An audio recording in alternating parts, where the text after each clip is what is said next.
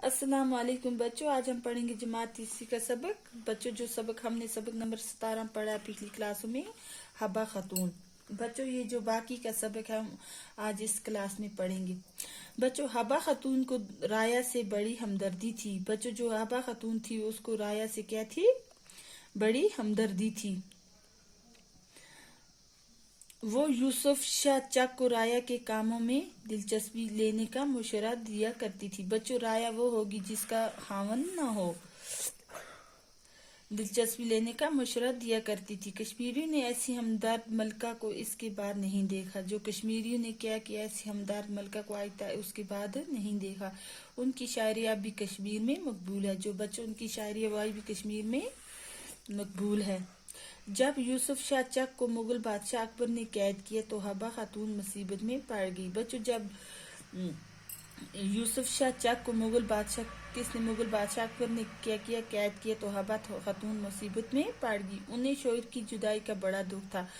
उन्हें जो अपने शोहर की जुदाई का क्या था, बड़ा दुख था। और राया की हाली से भी वो परेशान थी। उन्होंने अपना सारा गम अपने शायरों में बयान किया।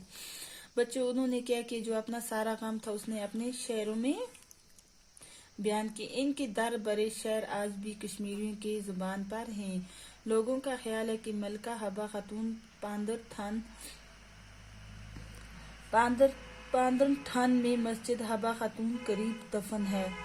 बच्चों, जो लोगों का ख्याल है कि मलका हबा खातून पांदर थान में मस्जिद है जिसमें हबा खातून के करीब दफन है, उसके करीब दफन है। बच्चों, अब नीचे आई जो हमारे ये है सवाल नंबर 1 है, पढ़िए और समझिए। बच्चों, ये अल्फाज माने हैं, पढ़िए भी और समझिए भी और अपनी कॉपी पर भी लिखिए।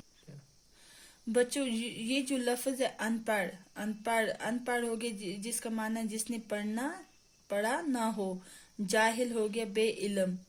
बच्चों, उदास हो गया गमगीन। बुलंद यापा हो गया बुलंद दर्जा बुलंद रुतबा। मकबूल हो गया पसंदीदा प्यारा।